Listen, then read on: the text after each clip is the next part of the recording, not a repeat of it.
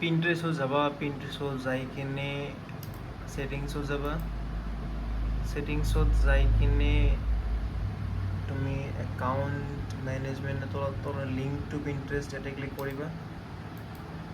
ইয়াতে ক্লিক কৰাৰ পিছত তুমি ইয়াতে ৱেবছাইট ক্লেইম কৰিব লাগিব। তো তুমি ৱেবছাইটৰ চাইটত যাই কিনে ক্লেইম ৱেবছাইটত ক্লিক কৰিবা। ক্লেইম ৱেবছাইটত ক্লিক কৰিলা, দেন তুমি কি কৰিব লাগিব, এড HTML টেক্স যিটো আছে এইটো ইয়াৰ পৰা আমি কপি কৰিম। HTML টেগ কপি কৰিলোঁ আমি, দেন আমি আমাৰ হোষ্টিঙৰ ৱেবছাইটত যাম। যাই কিনে এনে মোৰত ক্লিক কৰিম, থ্ৰী ডটত ক্লিক কৰিম। ক্লিক কৰি কিনে আমি যাম ইণ্টিগ্ৰেশ্যনত, ঠিক আছে। ইণ্টিগ্ৰেশ্যনত যাই কিনে কাষ্টম কোড এইটো আমি ইয়াতে ছিলেক্ট কৰিম। কাষ্টম কোডত আমি ইয়াতে আমি আমাৰ পিন্টাৰেষ্টৰ যিটো কাষ্টম কোড আছে ইয়াতে আমি পেষ্ট কৰিম। পেষ্ট কৰি দিয়াৰ পিছত এটা তুমি ৱেবছাইট আপডেট কৰি দিবা, ঠিক আছে।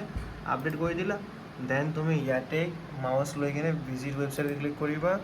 দেন যিটো আমাৰ ৱেবছাইট আছে ইয়াৰে পৰা গোটেইখিনি ৱেবছাইটটো কপি কৰিবা, কণ্ট্ৰল চিট কপি কৰিলা।